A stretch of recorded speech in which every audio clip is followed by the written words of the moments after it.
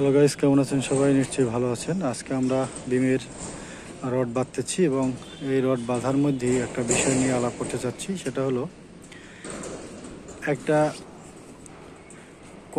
বিম continuously চলে আসছে, আসার পরে এইখানে এসে শেষ হয়ে গেল।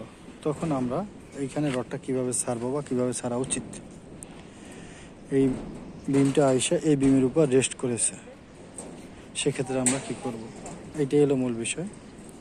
তো এখানে একটা বিম, এই বিমের উপর যখন আইসা এই বিমটা রেস্ট করবে, তখন আমাদের যেটা করতে হবে যে উপরের যে মেন রডটা আছে, মেন রডটা আমরা ডেভেলপমেন্ট লেন্থ রেখে ছেড়ে দিব, বা অনেক সময় ড্রয়িংয়ে উল্লেখ থাকে যে এত ফিট বাড়তি রাখবে।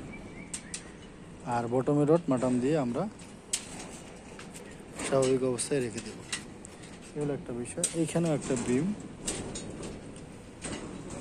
আস্তে আস্তে এইখানে কলমের মধ্যে শেষ হয়ে গেছে, এইখানে আর বিম নাই। সেক্ষেত্রে আমরা ঠিক সেম জিনিসটা করব।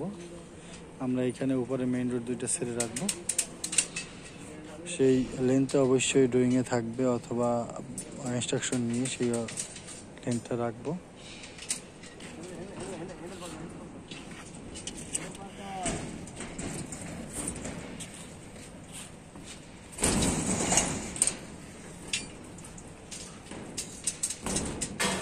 এখন যে কয়টা বিমেরই দেখালাম, সবটা কয়টা বিমই এইখানে এই বিমটা এসে এইখান থেকে শুরু, এখানে এসে শেষ হয়ে গেছে। তো কলম টু কলমের যে বন্ডিংটা সেটা এখানে করেছে, এবং এখানে বিমের যে টপের মেইন রডটা, এই রডটা এসে ছাদের রডের সাথে এটা মিশে গেছে।